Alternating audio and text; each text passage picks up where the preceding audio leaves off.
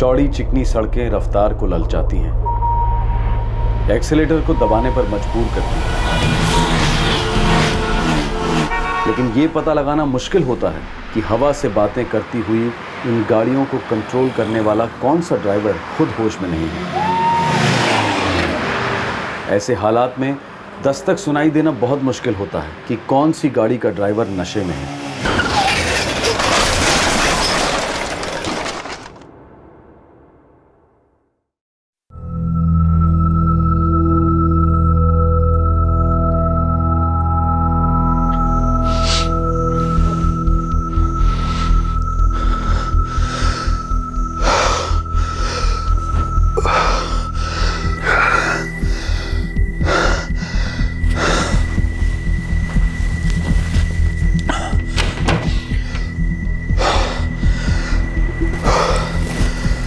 AC बंद करूं क्या? हाँ, थोड़ी देर के लिए। इनहेलर लाऊं? नहीं, ठीक हो जाएगा।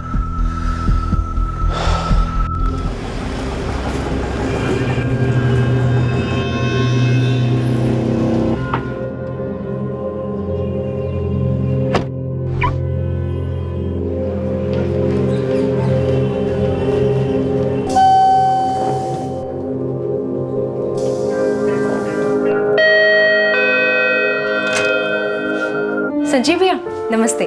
नमस्ते कृतिका। आइए। संजीव भैया नाश्ते में क्या लेंगे, आलू के पराठे या मूली के? पैरी पाना बाबूजी। कुछ भी नहीं कृतिका, मैं नाश्ता करके आया हूँ। अरे बेटा चाय तो पी ले, बैठ। ठीक है, आधी कप चाय पिला दो। ठीक है। और छोटे, मैं क्या सुन रहा हूँ? हाँ, मुझे फिर से अटैक आया था। आपको कृतिका ने फोन किया ना? अबे किसी ने भी फोन किया हो, अटैक आया था क्या? बहुत तकलीफ हुई थी तुझे? नहीं, बस थोड़ी तकलीफ हुई थी, लेकिन अब ठीक है। तू दवाइयाँ तो टाइम पे ले रहा है ना? हाँ, मैं दवाइयाँ बिल्कुल टाइम टू टाइम ले रहा हूँ। बस वो एक आध बार अटैक आ जाता है। एक आध बार भी नहीं आना चाहिए। आज शाम को ही तेरा चेकअप करवाते हैं। अरे नहीं, चेकअप की जरूरत नहीं है। संजीव बिल्कुल ठीक कह रहा है। अटैक आया ना, हो सकता है मेडिसिन चेंज करनी पड़े। लेकिन पापा आप... नो आर्ग्यूमेंट्स। आज शाम को तुम्हारा चेकअप होगा, ठीक है? ठीक है। अच्छा, मैंने चेकअप की बात की तो फट से टाल दी, और भैया ने कही तो मान ली। यार अब तुम शुरू मत हो जाओ प्लीज। चल अब जल्दी से नाश्ता खत्म कर, तुझे ऑफिस ड्रॉप कर देता हूँ। जी।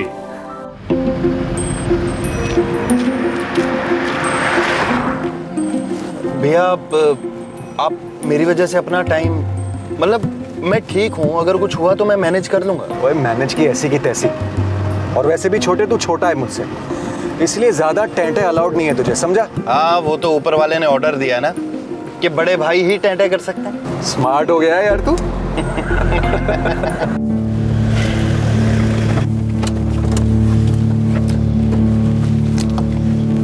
चलो भैया मिलते हैं। हाँ, मैं क्या कह रहा हूँ, पहले मैं घर जाऊंगा, फ्रेश होऊंगा, उसके बाद तुझे पिकअप करूंगा, ओके?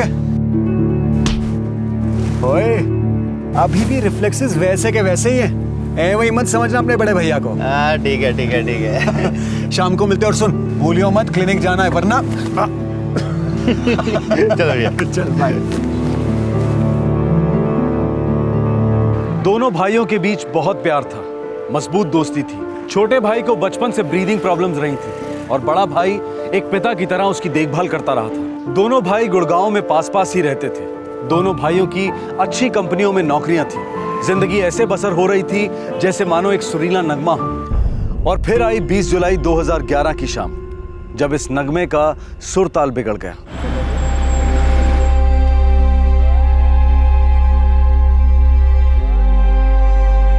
पापा मुझे मैथ्स होमवर्क में हेल्प चाहिए। वापस आके बेटा। प्रॉमिस? प्रॉमिस। अच्छा, आपके आने के बाद ही डिनर करेंगे। नहीं नहीं, अंशुला को खिला देना। राजीव के चेकअप में कितना टाइम लगता है पता नहीं। और तुम भी खा लेना रीटा। नहीं, मैं तुम्हारा वेट करूंगी। ओके।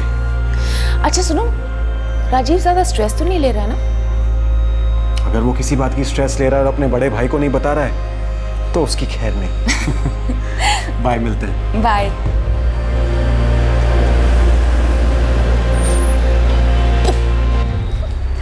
ये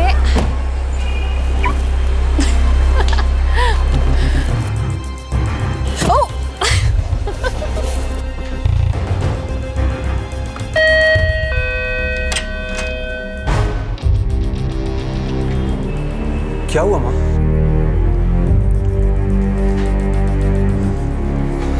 संजीव, क्या कितने बजे निकला है वो? Are you sure? ठीक है पापा, उसका कलीग मनोज तो कह रहा है वो तो 6 बजे ही ऑफिस से निकल गया है। लेकिन अभी तो 7:45 होने लगे हैं। उसे तो 7 बजे तक पहुंचाना चाहिए था यहाँ पे। फोन की रिंग जा रही है लेकिन फोन ही नहीं उठा रहे हैं। हो सकता है कि उसकी कोई अर्जेंट मीटिंग आ गई हो और उसने फोन साइलेंट पे कर लिया हो। मैं उसके ऑफिस जाकर चेक करता हूँ। ठीक है बेटा।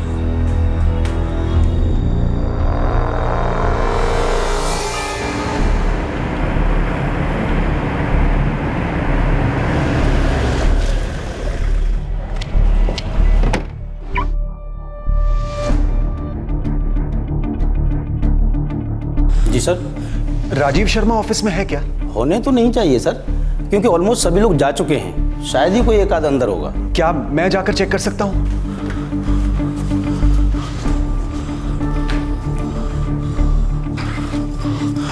Excuse me. यस। मैं संजीव शर्मा हूँ, राजीव शर्मा का बड़ा भाई। राजीव ऑफिस में है क्या? नहीं, राजू तो शाम को 6 बजे निकल गया कपिल के साथ। कपिल का नंबर है आपके पास? एक सेकेंड।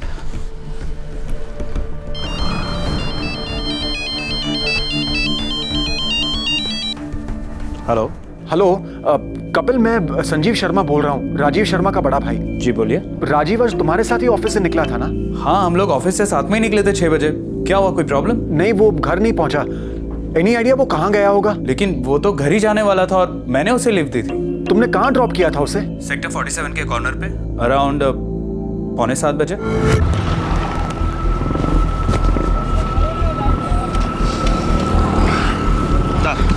थैंक्स कपिल, कल मिलते हैं फिर। बाय।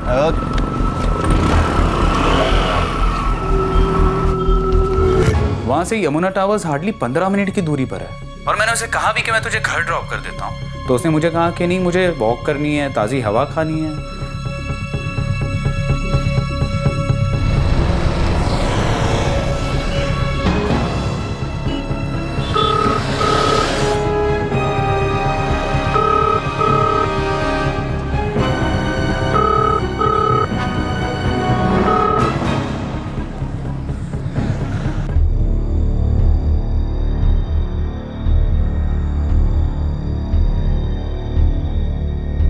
बिना बताए कहाँ चला गया? 20 जुलाई 2011 राजीव घर नहीं लौटा। उसके बेहाल माता पिता, पत्नी और बड़े भाई ने उसे हर मुमकिन जगह पर ढूंढा, लेकिन राजीव नहीं मिला। राजीव का मोबाइल फोन बराबर बजता जा रहा था, लेकिन राजीव फोन नहीं उठा रहा था। आखिर क्यों? अभी तो 11 ही बजे। पर आज तक ऐसा नहीं हुआ है सर। राजीव 7 बजे तक घर टच हो जाता है। मोबाइल 9:30 तक रिंग जारी थी, उसके बाद ऑफ हो गया। किसी काम से गया होगा, हो सकता है सुबह तक घर वापस आ जाए। सर वो अपनी वाइफ, मम्मी पापा या मुझे बिना बताए कहीं नहीं जाता है। उसे ब्रीदिंग प्रॉब्लम है सर। और हाँ, अगर ऑफिस में लेट हो रहा हो तो हम में से किसी न किसी को फोन जरूर करता है। इंस्पेक्टर साहब, मैं एक रिटायर्ड मेजर हूँ। मैंने अपने बच्चों को डिसिप्लिन में रहना सिखाया है। उसके कलीग कपिल ने उसे सेक्टर 47 के पास ड्रॉप किया था। मेरे भाई की बिल्डिंग यमुना टावर्स वहां से दूर नहीं है, पर वो घर नहीं लौटा सर। मैं गश्त पार्टी को मैसेज कर देता हूँ कि नजर रखें। कल सुबह तक इंतजार करते हैं। सारी पेट्रोल टीम्स को खबर कर दो। Yes sir.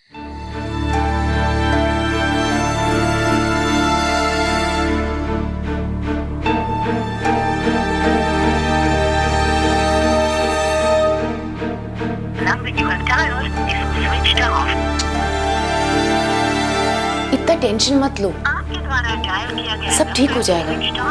क्या ठीक हो जाएगा? बिना बताए कोई चला जाता है क्या ऐसे? बच्चा थोड़ी ना है वो। बेवकूफ। आने दो उसे, क्लास लूंगा उसकी मैं।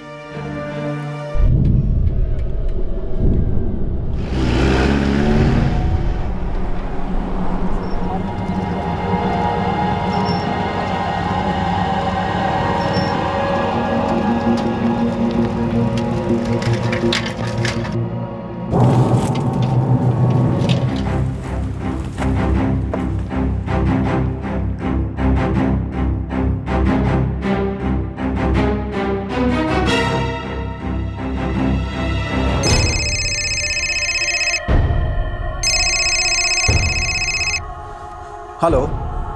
हाँ क्या?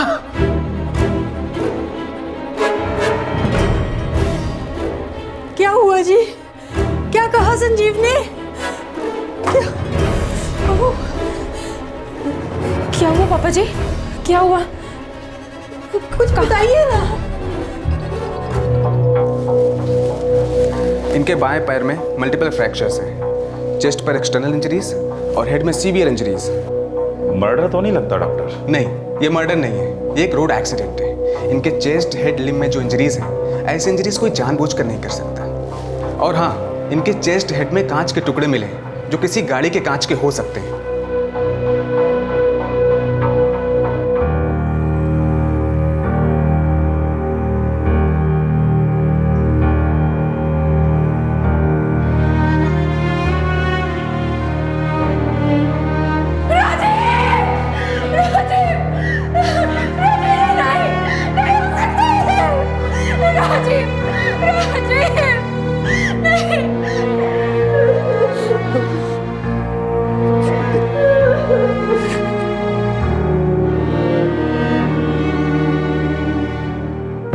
सारी बिलोंगिंग्स उसके पास से ही मिली है, कुछ भी चुराया नहीं गया है। ये एक साफ साफ हिट एंड रन का केस है मिस्टर शर्मा। जब आपको मेरा भाई मिला तब तक वो जा चुका था सर? जी हाँ, पोस्टमार्टम रिपोर्ट के मुताबिक आपके भाई की मौत कल रात 9:30 बजे के आसपास हुई। सेक्टर 47 और यमुना टावर के बीच के रास्ते पर एक किनारे झाड़ियों के पास हमें उसकी लाश मिली।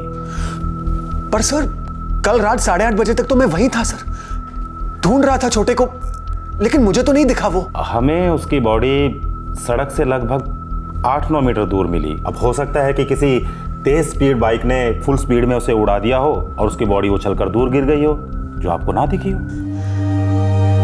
इसका मतलब कोई मेरे भाई को उड़ा के चला गया, रुका भी नहीं उसकी मदद करने के लिए। कम से कम एक फोन किसी को कर दिया होता, बच जाता था मेरा भाई।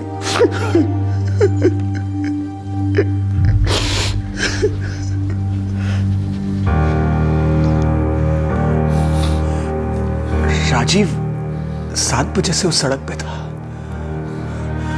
आपने बताया कि उसकी मौत 9:30 बजे हुई। इसका मतलब वो 2.5 घंटे तक जिंदा था। 2.5 घंटे तक। और मैं कुछ नहीं कर पाया। मैं कुछ नहीं कर पाया।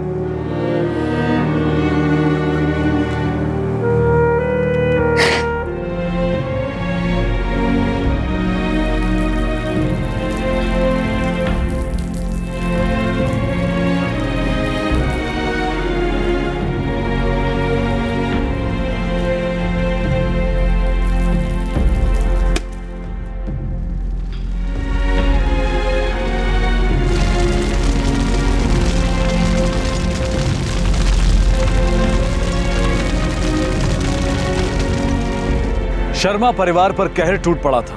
राजीव अपने पीछे एक 32 वर्षीय पत्नी और एक 4 वर्षीय बेटी छोड़ गया था, लेकिन इस हादसे का सबसे गहरा घाव संजीव को लगा था। संजीव और उसके छोटे भाई राजीव के बीच का स्नेह शायद किसी भी रिश्ते से बढ़कर था।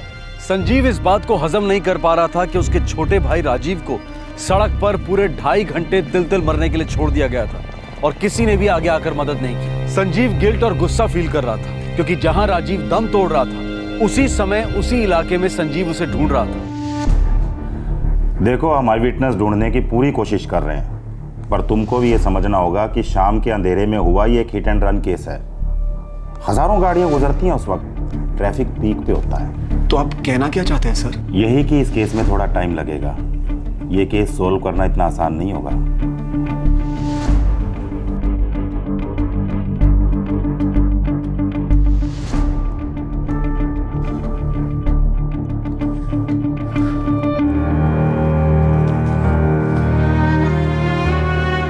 छोटे, कल रात को तू मुझे क्यों नहीं दिखाया यार? एक बार आवाज दे देता, बचा लेता तुझे, मैं बचा लेता यार।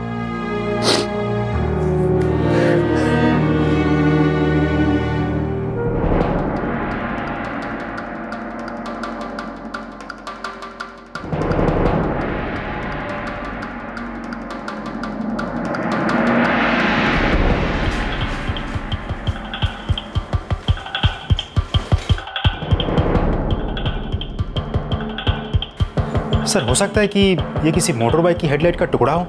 VIK। हाँ, मतलब ये बाइकर ब्रांड की मोटरसाइकिल होगी। तो इसका मतलब अब आप पता लगा पाएंगे ना कि मेरे भाई का एक्सीडेंट किसने किया था, किसने उसे मरने के लिए छोड़ दिया था। हमारी पूरी कोशिश रहेगी मिस्टर संजीव।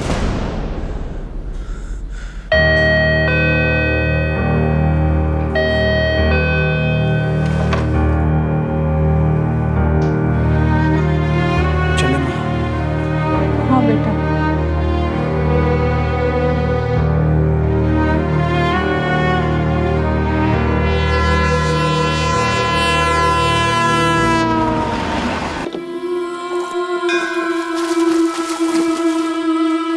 हरे ओम विष्णु सौराष्ट्रे द्वितीये प्राराधे श्री शेत 12 कल्पे वैवस्वत मंदिरे अष्टः विस्तीत में कलयुगे कलिप्रथम।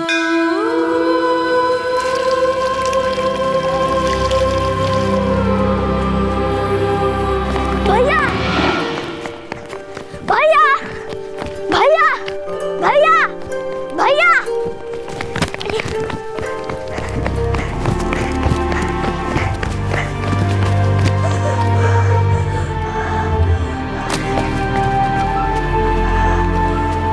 भाई भाई तुझे क्या हुआ? यस ये चीटिंग है।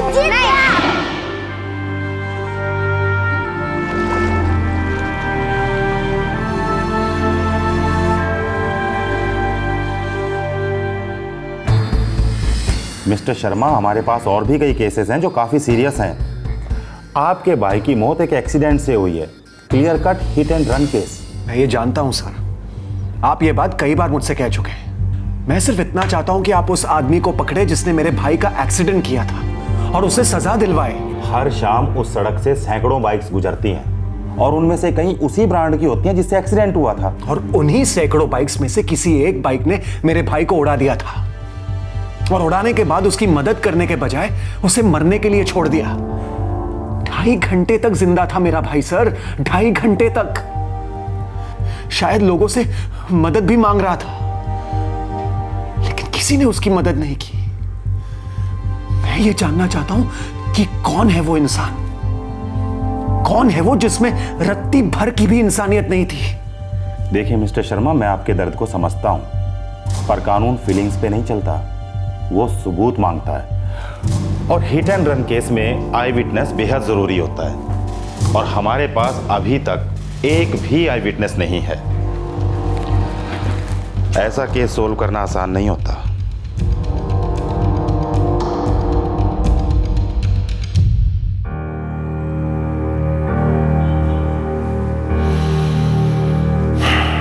संजीव बेटा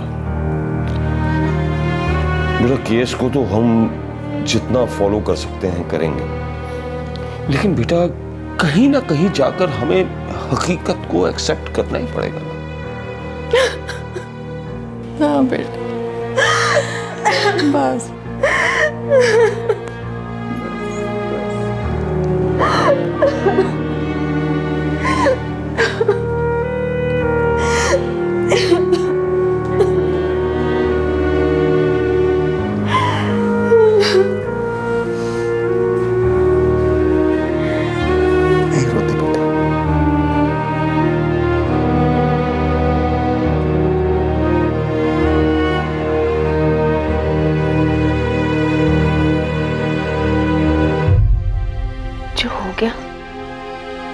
उसे बदला नहीं जा सकता संजीव, एक्सेप्ट करो। कैसे एक्सेप्ट करो? कैसे एक्सेप्ट करो कि कोई आदमी मोटरसाइकिल पे आके मेरे भाई को उड़ा देता है और फिर मेरा भाई तड़प तड़प के दम तोड़ देता है? और ये कोई नसीब वाली बात नहीं है। दिस इज टोटल क्रूएल्टी, निर्दयता है ये। जानती हो रीता, जब से राजीव इतना सा था मैं उसकी तकलीफ नहीं देख सकता था।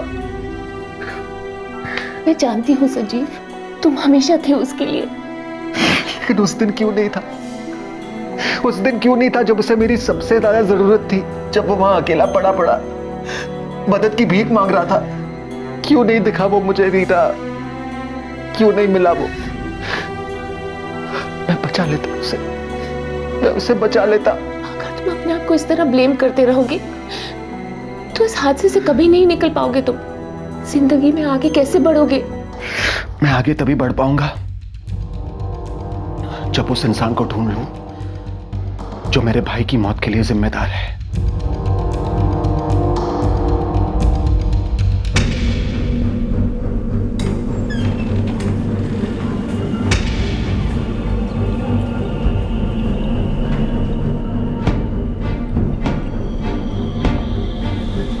एक महीना?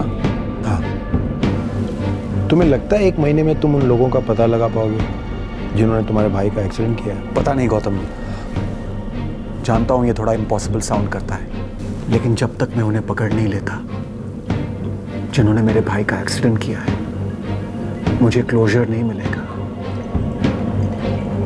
मुझे शांति नहीं मिलेगी। हर पुलिस स्टेशन में एक हिट एंड रन केस की फाइल मिलेगी और कई केसेस बिना किसी गिरफ्तारी के क्लोज कर दिए जाते हैं। कई केसेस कोर्ट तक पहुंचते हैं, फैसले भी सुनाए जाते हैं, लेकिन पीड़ित के परिवार वालों के मन में सिर्फ एक ही सवाल गूंजता है कि क्या नशे में गाड़ी चलाने के लिए यह सजा काफी है? क्या इस सजा से नशे में हो रहे हिट एंड रन केसेस कम होंगे? इस केस में एक भाई का प्यार ना तो कानून और उसके लूपहोल्स को समझ रहा था और ना ही हिट एंड रन केसेस के प्रति गैर जिम्मेदाराना रवैये को। उसे बस उन लोगों को ढूंढना था जो उसके भाई की मौत के लिए जिम्मेदार थे। अरे उसने तो सिर्फ लाश देख के रिपोर्ट की थी, इससे ज्यादा वो कुछ नहीं जानता।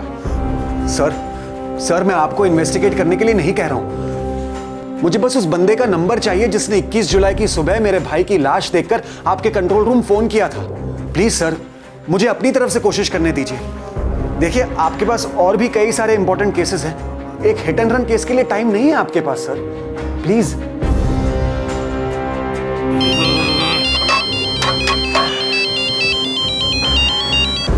हेलो राम बिहारी जी। जी, मेरा नाम संजीव शर्मा है। मुझे आपका नंबर पुलिस कंट्रोल रूम से मिला। मैं आपसे मिलना चाहता हूँ। क्या है? 21 जुलाई की सुबह सेक्टर 47 के पास आपने एक लाश देखकर पुलिस को खबर की थी। हाँ, खबर की थी। वो लाश मेरे छोटे भाई की थी, इसीलिए आपसे विनती करता हूँ, प्लीज मुझसे मिलिए एक बार, सिर्फ एक बार। हम वो उधर यमुना टावर है ना, वहाँ दूध देने जा रहे थे। आप यमुना टावर में दूध डिलीवर करते हो? मेरा भाई भी वहीं रहता था अपनी फैमिली के साथ। अच्छा, हम भी रोज की तरह यमुना टावर में दूध देने के लिए यहीं से शॉर्टकट मार के जा रहे थे, तब हमारी नज़र आपके भाई की बॉडी पे पड़ी।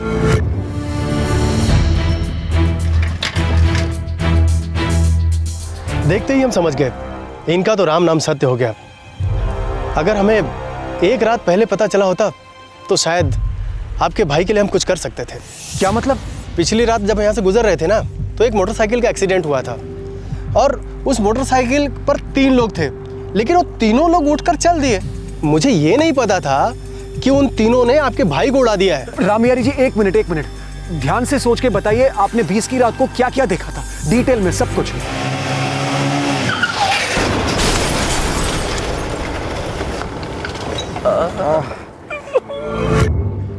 पहले मैंने एक्सीडेंट की आवाज़ सुनी, फिर देखा कि तीनों ज़मीन पे पड़े हुए हैं। फिर क्या हुआ? वो तीनों उठ के खड़े हो गए। सोचा पिए हुए होंगे, गाड़ी आउट ऑफ कंट्रोल हो गई होगी। वापस लौटते वक्त आपने कुछ नहीं देखा? नहीं, हम तो यमुना टावर के उसी तरफ से निकल गए। आपने इस एक्सीडेंट के बारे में किसी और को कुछ नहीं बताया? वो तीनों उठ के खड़े हो गए तो हमको लगा कोई सीरियस मामला नहीं है, लेकिन हाँ, वो यमुना टावर में जो मैडम है ना, वो मुझे डांटने लगी, तो उनको मैंने बताया कि एक्सीडेंट हो गया है। कौन सी मैडम? वो यमुना टावर में ए विंग 603।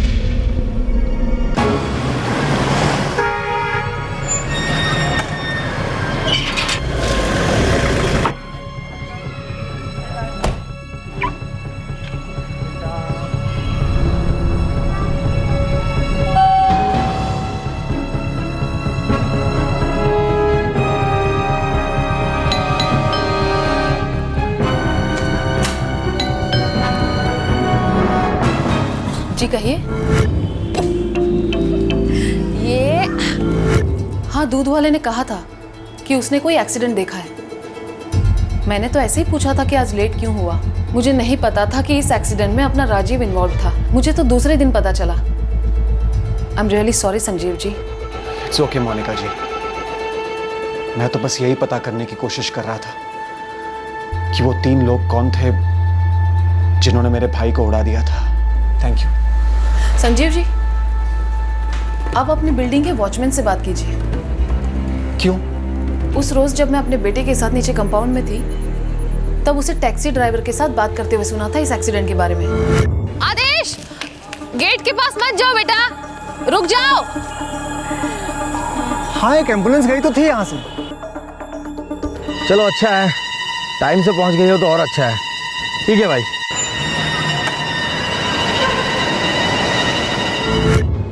उसने कहा कि वहां एक एम्बुलेंस आया था। मैंने तो यही सुना था। थैंक यू मोनिका जी।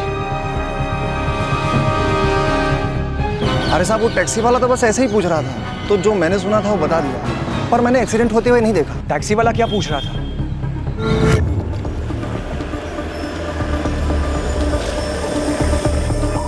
अरे भैया। हाँ? अरे वो रोड के पड़ली साइड थोड़ी दूर पे एक्सीडेंट हुआ ना। एक्सीडेंट?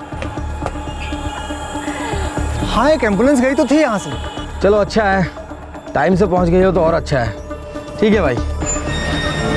अरे साहब, हमको अगर पता होता कि उस एक्सीडेंट पे अपने राजीव साहब घायल हुए हैं, तो वहीं के वहीं उन्हें मैं भाग के हॉस्पिटल पहुंचाता। उसको तो वो टैक्सी वाले से पता चला कि रोड के उस तरफ कोई एक्सीडेंट हुआ है। साहब, बहुत दुख हो रहा है उनके बारे में सोच के। वो टैक्सी किसके यहाँ आई थी? साहब, वो टैक्सी किसके यहाँ आई थी ये तो पता नहीं, लेकिन हाँ साहब, वो टैक्सी फास्ट कैब सर्विसेज की थी। Fast cab services.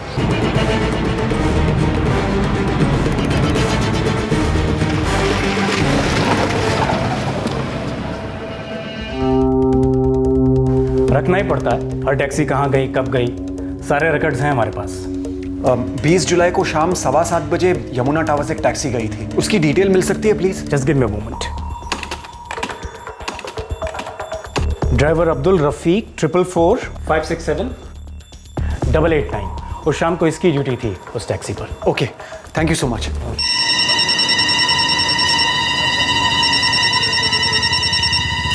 हेलो, हाँ अब्दुल रफीक बोल रहा हूँ।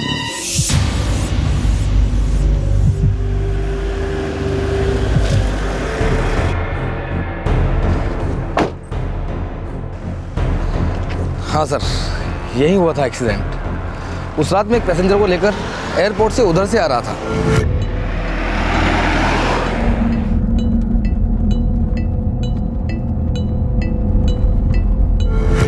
दो लोग जख्मी थे सर। आप मदद करने के लिए रुके नहीं? खाली होता तो जरूर रुकता, लेकिन वो पैसेंजर को पहले ही बहुत देर हो रही थी। किसी की जान जा रही थी। दुरुस्त बात है साहब, लेकिन हाँ, उस पैसेंजर ने बाद में एम्बुलेंस को फोन किया था।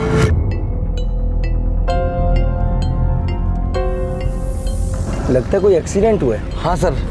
सर गाड़ी रोकू क्या? अरे नहीं भाई, मुझे बहुत देर हो रही है, मैं एम्बुलेंस को फ़ोन कर देता हूँ। फिर बिल्डिंग के सिक्योरिटी वाले ने बोला कि एम्बुलेंस गई थी, लेकिन जब पैसेंजर को छोड़कर मैं वापस इसी रास्ते से आया तो देखा यहाँ कुछ भी नहीं था। मुझे लगा शायद घायल बंदों को एम्बुलेंस हॉस्पिटल ले गई होगी।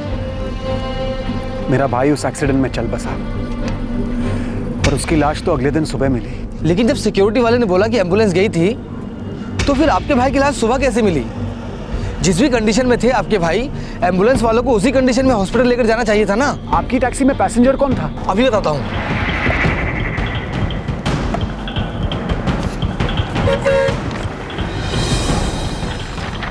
हाँ, ये मुकेश कौशिक, A405 यमुना टावर।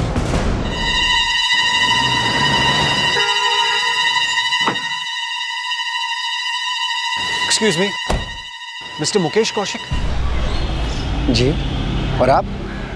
2 लोग घायल थे और मैंने तुरंत एम्बुलेंस को फ़ोन किया। मेरा भाई राजीव उस एक्सीडेंट में मारा गया। मैं राजीव को अच्छी तरह जानता था, इसी बिल्डिंग में B-विंग में रहता था। लेकिन मिस्टर शर्मा, उस दिन जो 2 लोग घायल हुए थे, उनमें आपका भाई नहीं था। अगर होता तो उसे मैं पहचान लेता और आप सबको इन्फॉर्म करता। आपकी फैमिली को, आपको, सिक्योरिटी को, सबको। राजीव की बॉडी अगले दिन झाड़ियों में मिली थी, एक्सीडेंट स्पॉट के पास।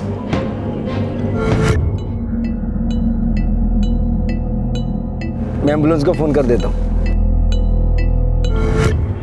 वो 2 लड़के थे पक्का, लेकिन उनमें आपका भाई राजीव बिल्कुल नहीं। आपने कौन सी एम्बुलेंस सर्विस को बुलाया था? 903 services. Okay, thank you very much Mukesh ji, thank you.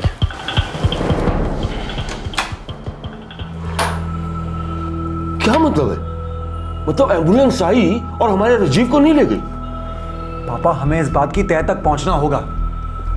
It's a hit and run case. वो लोग राजीव को मरने के लिए छोड़कर चले गए, बस।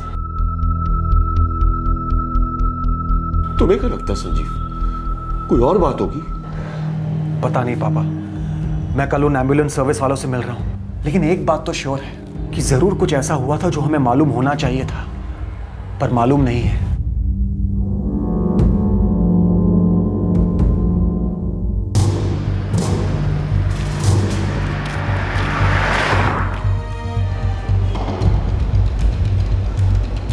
बीस जुलाई को शाम 7:10 पर एक एम्बुलेंस के लिए कॉल आया था।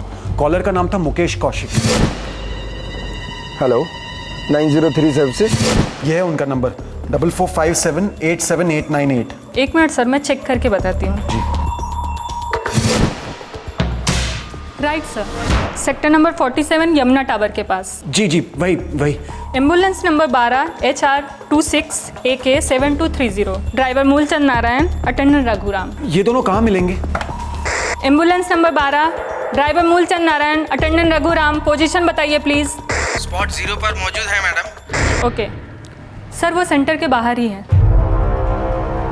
20 की शाम को? जी, सेक्टर 47 यमुना टावर के पास। जरा ठीक से सोचिए ना प्लीज। हाँ मूलचंद भाई, हम गए तो थे। वो कौन लोग थे जिन्हें आप हॉस्पिटल ले गए थे? अच्छा, वो नोशो वाली बात? हाँ वही। हाँ साहब, हम कॉल पर गए तो थे, लेकिन वहाँ कोई नहीं मिला। क्या?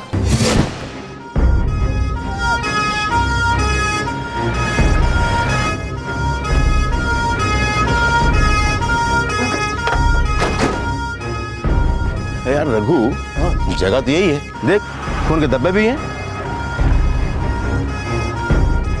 लेकिन पेशेंट कहाँ है? वो तो दिख ही नहीं रहा है। गोपी जरा तुम उधर देखो, उस तरफ। कोई ले गया होगा या खुद ही ऑटो या टैक्सी करके किसी हॉस्पिटल चला गया होगा। मुलचंद भाई, पर्ची जरा फिर से निकालिए, देखते हैं ये लोकेशन सही है कि नहीं। सेक्टर 47 बोर्ड के पास। हाँ बराबर वही है, यमुना टावर के सामने। लेकिन कहीं कुछ दिख नहीं रहा है। मिला कुछ गोपी? एक काम करते हैं मुलचंद भाई, सेंटर पर इन्फॉर्म कर देते, नो शो है। हाँ चल। साहब, हम खाली हाथ लौटे। क्या आप दोनों मेरे साथ एक्सीडेंट स्पॉट पर आ सकते हो? लेकिन सर जी, उसके लिए मैडम से परमिशन लेनी होगी।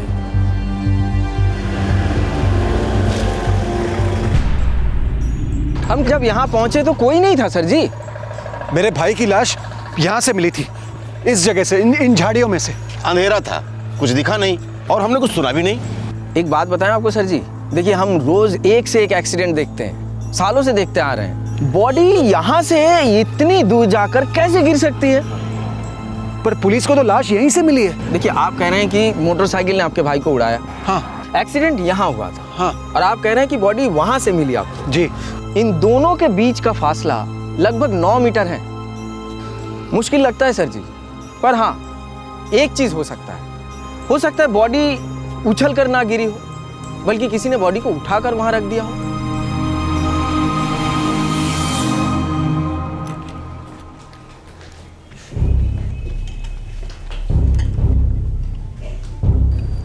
क्या बात है, आप कुछ खा क्यों नहीं रहे हैं? मैं तुम्हारी फीलिंग समझ सकता हूं, लेकिन बेटा जान है तो जहान है। जो हो गया सो हो गया बेटा। और याद रखो, समय का पहिया कभी भी रिवर्स नहीं होता है। देखिए, आप जो कर रहे हैं वो सही तो है, लेकिन इसे अपना जुनून मत बनाइए। और वैसे भी भैया, धीरे धीरे हम सब इस हादसे से बाहर आ रहे हैं। आप भी संभालिए अपने आप को।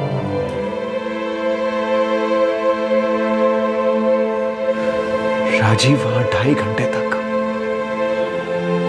बिना किसी मदद के पड़ा हुआ था। मैं ये जानना चाहता हूं कि ऐसा क्यों हुआ, क्यों?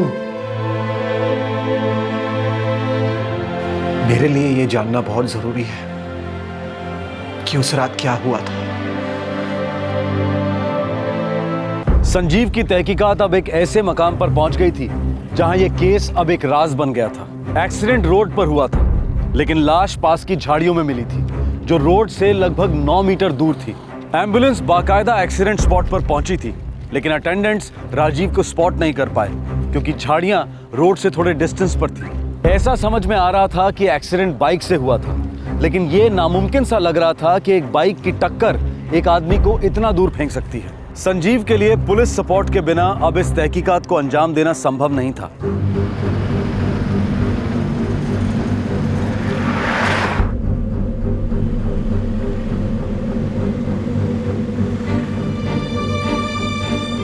You mean to say तुमने सारी इंफॉर्मेशन खुद हासिल की है? क्या करता, मजबूरी थी।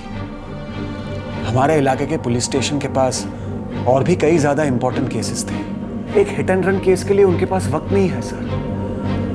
लेकिन उनकी प्रॉब्लम्स जो भी हो, मेरे लिए मेरा भाई सबसे बढ़ के था।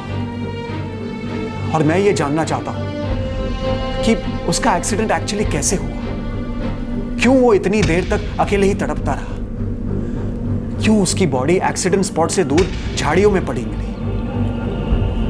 प्लीज सर, प्लीज मेरी मदद कर दीजिए। मैं जानना चाहता हूं कि वो कौन लोग हैं जो जिम्मेदार हैं मेरे भाई की मौत के लिए।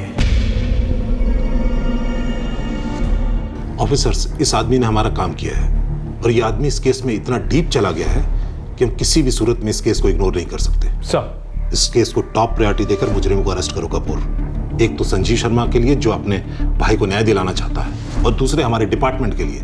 इस आदमी ने प्रूफ कर दिया है कि हमारी तरफ से लापरवाही हुई है, गलती की है हमने, और इस गलती को सुधारना बनता है। Just sir.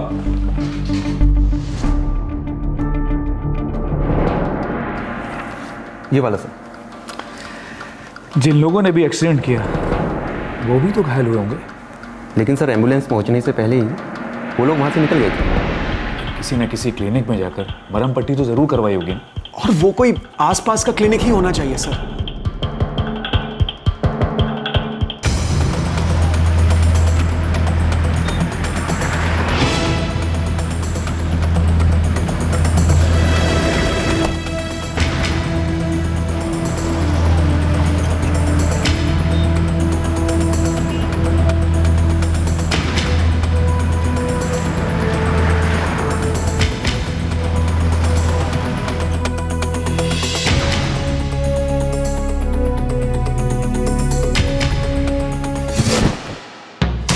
यस सर, 20 जुलाई की शाम को 2 एक्सीडेंट विक्टिम्स यहाँ पर ट्रीट हुए थे।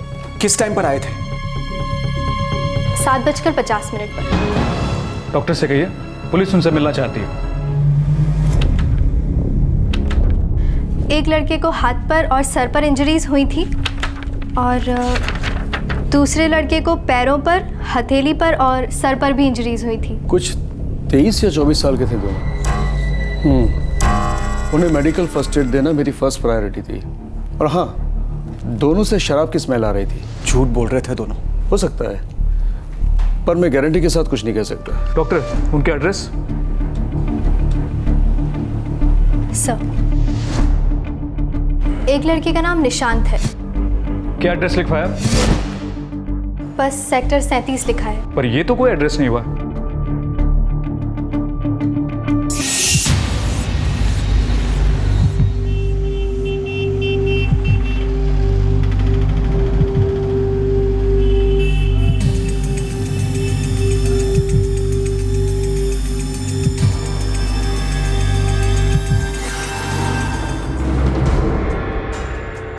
सर, सेक्टर 37 से कुछ नहीं मिला।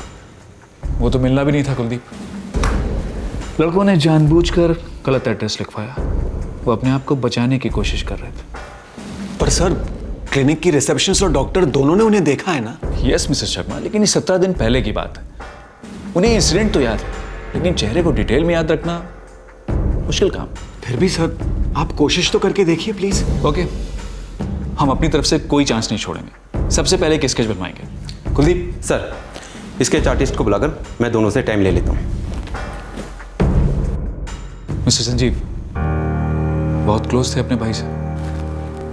हम दोनों दोस्त की तरह बड़े हुए थे सर। वो बड़ा तो हुआ, लेकिन मेरे लिए हमेशा छोटा ही था और छोटा ही रहेगा। He was only 34. ये कोई उम्र नहीं है मरने की। हाँ, जाना तो हम सबको है, लेकिन इस तरह से नहीं। ये कोई तकदीर का खेल नहीं हो सकता कि आप ऑफिस से निकलते हैं घर जाने के लिए और एक मोटरसाइकिल आके आपको उड़ा देता है आपके घर के पास ही,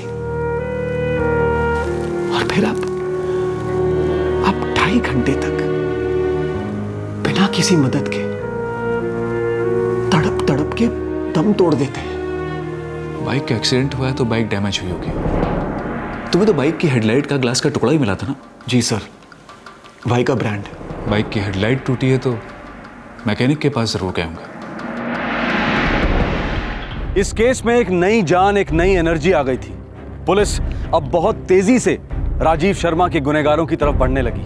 पूरी संभावना थी कि इस एक्सीडेंट में इन्वॉल्व बाइक रिपेयर के लिए गई होगी, और इस बाइक रिपेयर करने वाली दुकान से पुलिस को मिलने वाले थे कुछ ठोस सुराग और सबूत।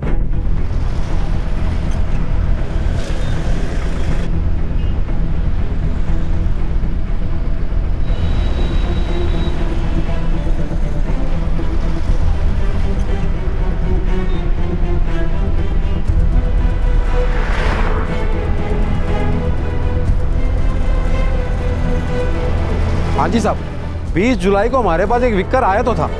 हेडलाइट टूटा हुआ था और जी हेडलाइट का तो कीमा बना हुआ था और साथ में पेट्रोल टैंक भी दबा हुआ था और बाइक की तो पूरी बैंड बजी हुई थी जी। और लगता है कोई खतरनाक एक्सीडेंट हुआ था साहब। ओ जी बैंड बज गया पूरा इधर। इसको तो आईसीयू में डालना पड़ेगा, पूरी खोलनी पड़ेगी बाइक। और खर्चा कितना पड़ेगा? और जी खर्चा 2,500 रुपये हेडलाइट का हो गया जी। ये टैंक दबा हुआ है, कम से कम 5, 5.5। सर जी पूरा मिला के 8,000 रुपये हो जाएगा। टैंक टूंक ठीक करा के सर 5,500 का बिल हुआ था। लेकिन जहाँ तक मुझे याद है कि उन लोगों ने ना हेडलाइट वैसे की वैसे ही रहने दी थी। लड़का कौन था और पता क्या लिखवाया था? हाँ जी साहब, समीर महाजन, 12/132 शांति नगर, सेक्टर 39।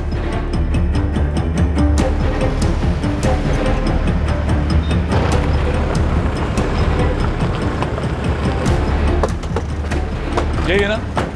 जी सर, यही है। हेडलाइट अभी तक नहीं बन पाई। कम।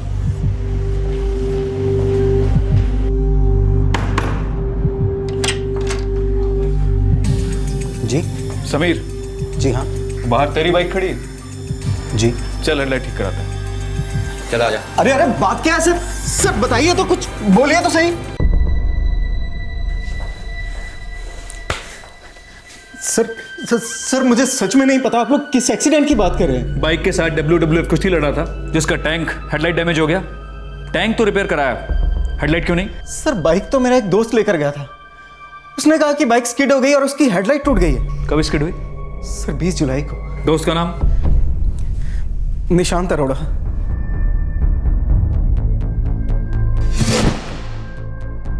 एक लड़के का नाम निशांत है। सर, क्लिनिक की रिसेप्शनिस्ट ने भी निशांत का नाम लिया था। सारी डिटेल्स दो निशांत की, फोन नंबर, एड्रेस, सब कुछ।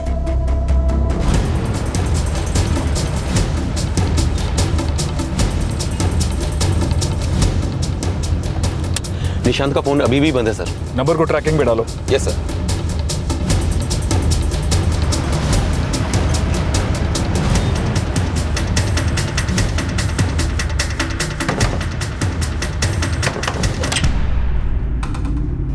जी कहिए। पुलिस निशांत अरोड़ा को बुलाइए। क्या बात है सर? आप लोग मेरे बेटे को क्यों ढूंढ रहे हो? पहले उसे बुलाइए। सर निशांत तो यूपी गया हुआ है। यूपी में कहाँ गया है? हमें कुछ पता नहीं। उसका सेल भी ऑफ है। कहकर गया था कि कोई जरूरी काम के लिए जा रहा हूँ। 26 जुलाई को निकला था यूपी के लिए, अब तक कोई खबर नहीं। यहाँ क्या काम करता था वो? जी एक प्रॉपर्टी वाला है, उसी के पास काम करता है सर। यहीं पास में है, सेक्टर नंबर 30 में। निशांत का फोटो ले आइए। जी।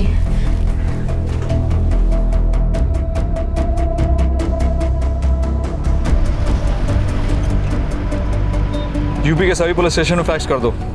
प्रॉपर्टी डीलर से बात करते हैं, शायद उसे कुछ मालूम हो। Yes sir.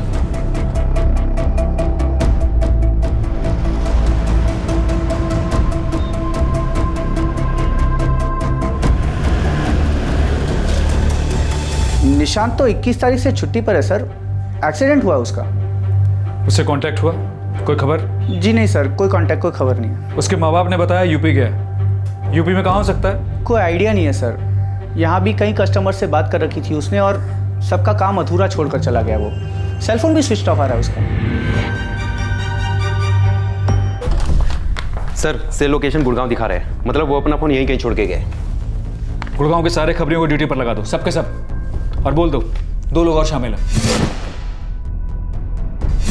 इनमें से कोई एक भी मिल जाए ना तो निशान तक पहुंच सकता है। सर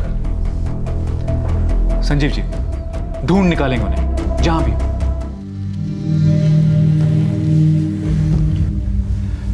संजीव जी एक बात कहनी है आपसे। देखिए अगर मैं आपकी जगह होता तो शायद मैं भी वही करता जो आप कर रहे हैं। उन लड़कों को आमने सामने देखना चाहता, उनके गुनाह के लिए उनको सजा होते हुए देखना चाहता। लेकिन मैं आपसे कह रहा हूं कि अपने दिल में बदले वाली बात मत रखिए। बदले से मुझे क्या मिलेगा सर? राजीव तो लौटेगा नहीं ना। मैं तो बस उन लड़कों से यही पूछना चाहता हूं कि उन्होंने मेरे भाई को मरने के लिए क्यों छोड़ दिया, क्यों उसकी मदद नहीं की। बस इतना ही।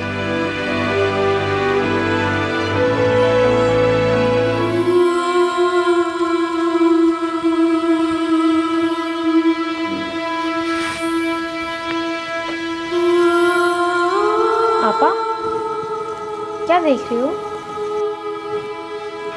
कुछ भी नहीं बेटा। आपको लगता है कि आपके पापा क्रैक हो गए हैं, थोड़े से पागल हो गए? नो पापा, बिल्कुल नहीं। मैं भी किसी इंजर्ड आदमी को अकेला कभी नहीं छोड़ूंगी। वेरी गुड बेटा, प्राउड ऑफ यू। तुम जानती हो मैं ये सब सिर्फ इसीलिए नहीं कर रहा हूं क्योंकि ये हादसा तुम्हारे चाचा के साथ हुआ है। वो किसी और का चाचू भी हो सकता था, किसी का पापा, किसी का भाई, किसी का बेटा, और अगर किसी का कोई नहीं तो सिर्फ एक इंसान। और हम अपने आप को इंसान तभी कह सकते हैं जब हम एक दूसरे के साथ इंसानियत से पेश आए। ये बात आप कभी मत भूलना, ओके?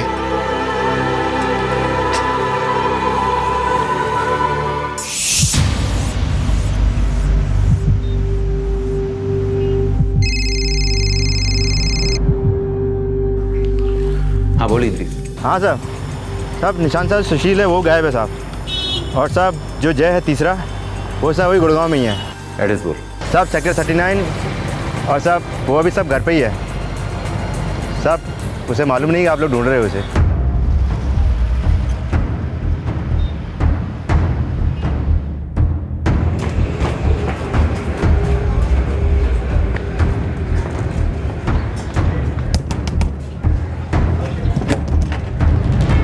जय है घर। हाँ, पर बात क्या है? छोड़ दीजिए ना, छोड़ दीजिए ना। मेरे बेटे को क्या किया है उसने? मैं आपके हाथ जोड़ती हूँ। आखिरकार एक्सीडेंट में शामिल एक लड़का पुलिस की हिरासत में था। ये एक हिट एंड रन केस था जो शायद कई और केसेस की तरह फाइलों में दफन हो जाता। लेकिन एक भाई अपने छोटे भाई की मौत की तहकीकात और उसके लिए न्याय चाह रहा था, और फाइनली उसकी जिद रंग लाई। पुलिस धीरे धीरे इस केस को अंजाम देने के कगार तक पहुंच रही थी। हाँ सर, उस रात मैं वहां था। सुशील और निशांत वो दोनों भी थे। Triple seat? जी। और तुमने एक सड़क क्रॉस करते आदमी को उड़ा दिया।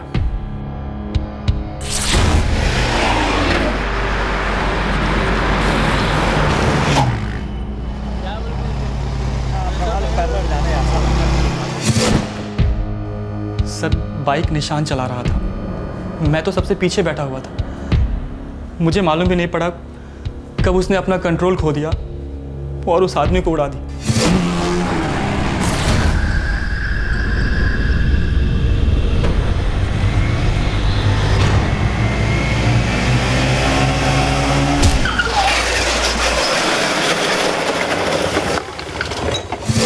सर हम बहुत बुरे तरीके से गिरे। मुझे ज़्यादा चोट नहीं आई क्योंकि मैं पीछे बैठा था। निशांत, सुशील और उस आदमी को बहुत लगी। बाइक लेकर तुम भागे थे? निशांत ने कहा था बाइक उसके दोस्त समीर के घर के बाहर छोड़ दे। मैंने छोड़ दी। लेकिन सर उस एक्सीडेंट वाली जगह पर क्या हुआ मुझे कुछ भी नहीं मालूम सर। सुशील और निशांत कहाँ इस वक्त? जी वो दोनों झांसी में हैं।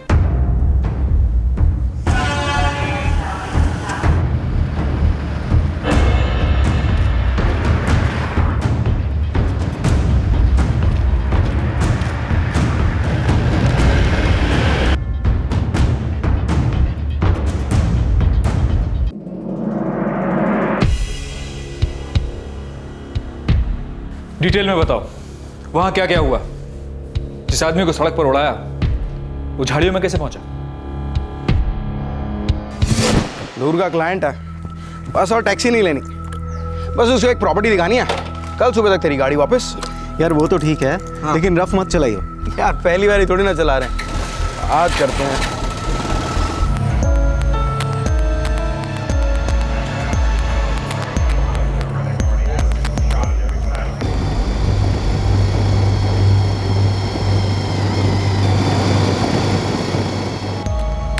अबे निशान, तू तो टल्ली है बे, गाड़ी चला लेगा ना? 3 पैक में कोई टल्ली होता है क्या? चलो जोड़ जाओ।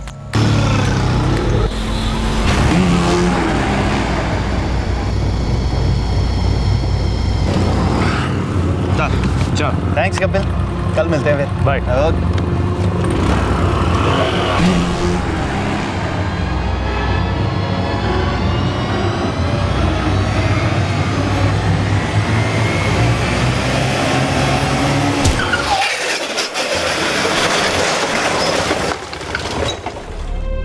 सर मैंने जानबूझकर कुछ नहीं किया सर, मिस्टेक था सर, एक्सीडेंट। एक्सीडेंट के बाद राजीव शर्मा जिंदा था? सर मुझे लगा कि वो मर गया था। तभी मेरा भाई जिंदा था। सड़क पे छोड़ दिया होता तो कोई और उठा के ले जाता उसे। एम्बुलेंस भी आई थी वहां पे, पता है आप लोगों को?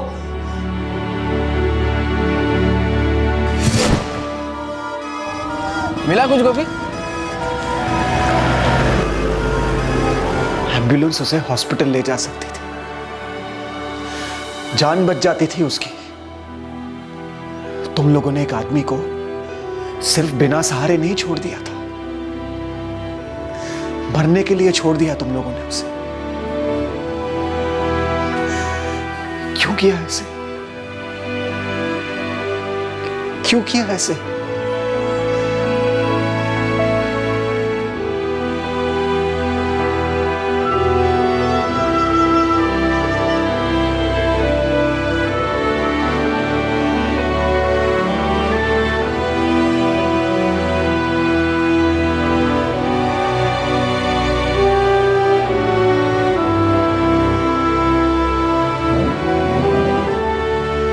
मैं कल से वापस ऑफिस जाऊंगा, रोज शाम यहां आया करूंगा।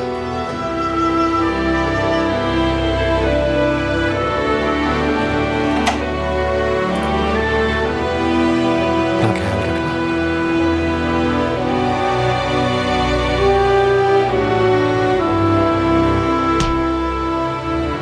ओए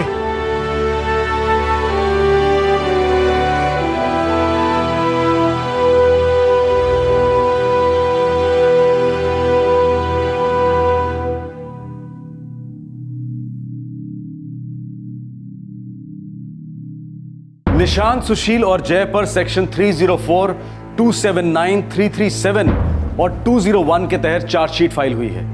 यह हिट एंड रन केस फाइलों की गहराई में दफन नहीं हुआ। संजीव अपने भाई राजीव की मौत को एक क्लोजर दे पाया, उस हादसे के साथ समझौता कर पाया, लेकिन इस केस का अभी कोर्ट में आना बाकी है। शहरी जीवन में सबको जल्दी होती है और इस जल्दी में रुककर किसी की मदद करने के लिए लोगों के पास वक्त नहीं होता। ये जल्दी पहुंचने की चाह एक्सीलेटर पर और जोर डालती है, इतना जोर जो शायद खतरनाक साबित हो सकता है। हम में से ऐसे कई लोग हैं जिन्हें लगता है कि 1, 2 या 3 ड्रिंक से उनकी ड्राइविंग पर कोई असर नहीं होगा और वो अपनी मंजिल तक बहुत आराम से पहुंच जाएंगे।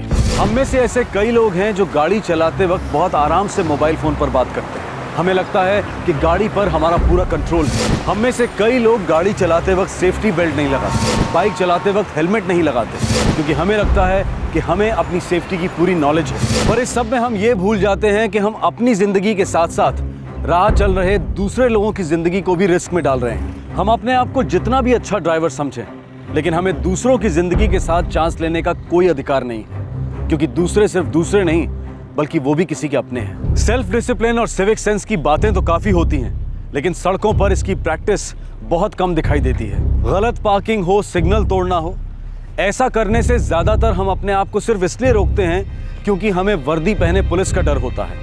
हम ट्रैफिक रूल्स को इसलिए फॉलो नहीं करते हैं कि हमें दिल से लोगों की सेफ्टी की फिक्र है। हम अक्सर दूसरे डेवलप्ड कंट्रीज के रोड डिसिप्लिन और ट्रैफिक मैनेजमेंट की दाद देते हैं और हमारे देश के ट्रैफिक सिस्टम के साथ उसकी तुलना करते हैं, लेकिन हम ये नकार नहीं सकते कि हमारे शहरों की दयनीय और खतरनाक ट्रैफिक अवस्था दरअसल हम लोगों के कारण ही है। हमें ये एडमिट करना ही होगा कि हम ऐसे नागरिक हैं जिनमें बिल्कुल भी सेल्फ डिसिप्लिन नहीं है। हम सिग्नल तोड़ते हैं, हम कहीं भी गाड़ी पार्क करते हैं, हम पलक झपकाए बिना, सिग्नल दिए बिना लेन कट करते हैं, हम हॉर्न पर से हाथ और एक्सीलेटर पर से पैर नहीं हटाते, हम रोड्स पर क्या नहीं करते और फिर हम दोष देते हैं ट्रैफिक मैनेजमेंट। हम अपने आप को आज़ाद मुल्क का आज़ाद नागरिक मानते हैं, तो फिर हमें रोड डिसिप्लिन में रखने के लिए एक वर्दी वाले की जरूरत क्यों पड़ती है?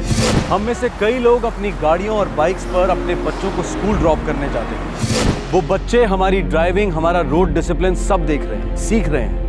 अब आप ही बताइए, हम भविष्य से क्या उम्मीद रख सकते हैं? हमारी सेल्फ डिसिप्लिन की कमी का साथ देता है एक ऐसा लीगल सिस्टम जो रैश ड्राइविंग के कानून को सुधारने की जल्दी में बिल्कुल नहीं है। हिट एंड रन केसेस और ड्रंकन ड्राइविंग के केसेस में कड़ी सजा ना होने के कारण लोग बहुत लाइटली बचकर निकल जाते हैं। अगर ड्रंकन ड्राइविंग का फाइन गाड़ी की एक्चुअल कॉस्ट जितना हो, तो अगर नशे में गाड़ी चलाने वाले इंसान का लाइसेंस और गाड़ी हमेशा के लिए जब्त कर ली जाए, तो ड्रंकन ड्राइविंग को एक नॉन बेलेबल ऑफेंस क्यों नहीं बनाया जा सकता? अगर कोई इंसान नशे में गाड़ी चलाता है तो वो पब्लिक में जाकर अंधाधुंध गोलियां चलाने के बराबर है। हमारा संविधान हर नागरिक को अपनी रक्षा करने का हक देता है, लेकिन सड़क पर चलने वाले और गाड़ी चलाने वाले को अपनी रक्षा करने का मौका ही नहीं मिलता। उसे कैसे पता चलेगा कि सामने से आ रही गाड़ी पेट्रोल पर नहीं बल्कि शराब के नशे में चल रही है? Speeding, drunken driving, rash driving, इन तीनों की बदौलत जो मौतें होती हैं वो नसीब और नियति की करनी नहीं है। हमारी आज की बातें दर्शकों को शायद थोड़ी तीखी लगें, लेकिन ये बातें सब पर लागू होती हैं, जितनी आप पर उतनी हम पर भी। पब्लिक लाइफ के नियमों को फॉलो करना कोई ऑप्शन नहीं हो सकता। सड़कों पर सेफ्टी के रूल्स हमारे और हमारे बच्चों की सुरक्षा के लिए हैं, सारे समाज की सुरक्षा के लिए हैं, जिंदगी की क्वालिटी को सुधारने के लिए हैं। इसी विचार के साथ हम आपसे विदा लेते हैं। क्राइम पेट्रोल दस्तक में आपसे फिर मुलाकात होगी एक और नए केस के साथ। क्राइम पेट्रोल के और भी दिलचस्प कहानी देखने के लिए हमारे चैनल को सब्सक्राइब करें और बेल आइकॉन दबाना न भूलें।